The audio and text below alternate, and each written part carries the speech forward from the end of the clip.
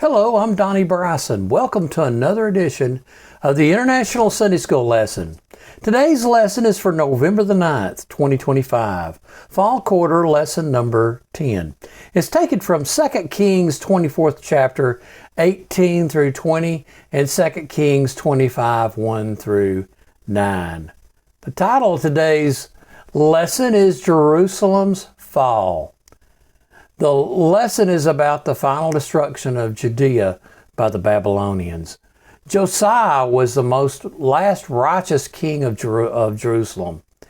The last three kings of Judea were evil. Jehoiakim ruled from 609 to 597 BC. Jehoiachin reigned shortly during 597 BC. And Zedekiah reigned from 597 to 586 BC. Two of the last three were the sons of the righteous Josiah. That is Jehoiakim and Zedekiah.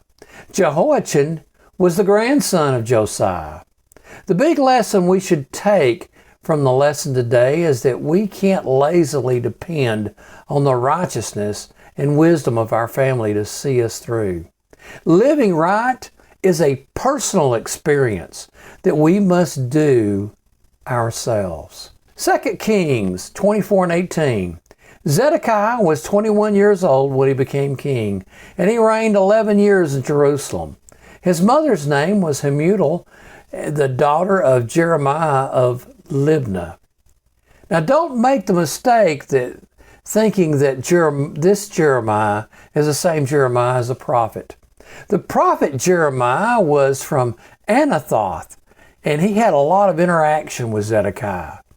There would certainly have been discussion of it if Zedekiah were his grandson. They were not kin. Zedekiah, whose original name was Mattaniah, replaced his nephew Jehoiachin. Jehoiachin served only 1 year as king in Judea. Jehoiachin led a minor revolt against Babylon in 597 BC. He was disposed and served 37 years in prison, but was released when he was 55 years old to enjoy his later years being treated as royalty. He did not rule, though, but he was treated well.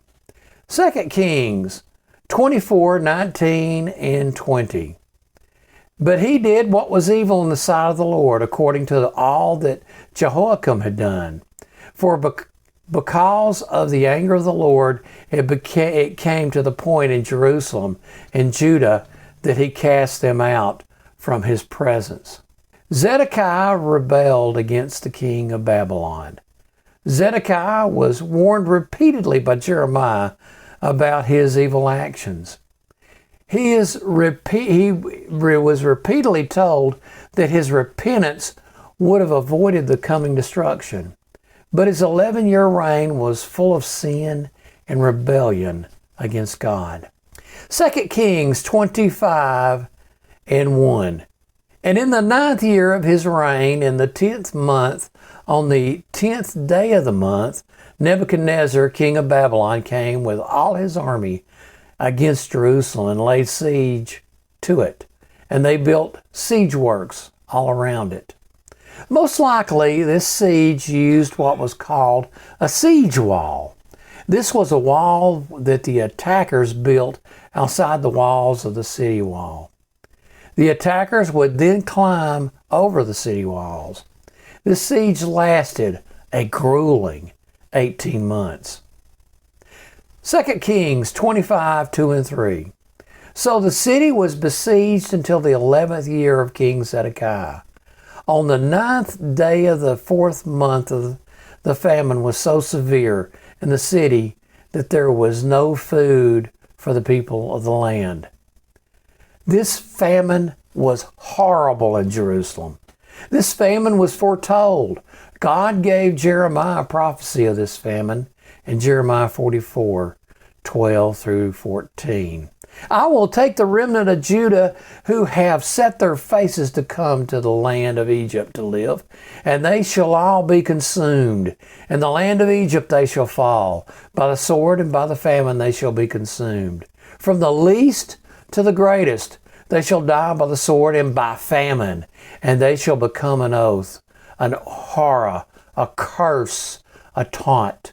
I will punish those who dwell in the land of Egypt, as I have punished Jerusalem, with a sword and with famine and with pestilence, so that none of the remnant of Judah who have come to live in the land of Egypt shall escape to survive or return to the land of Judah, to which they desire to return to dwell there. For they shall not return except some fugitives. 2 Kings 25 and 4. Then a breach was made in the city, and all the men of war fled by night by way of the gate between the two walls.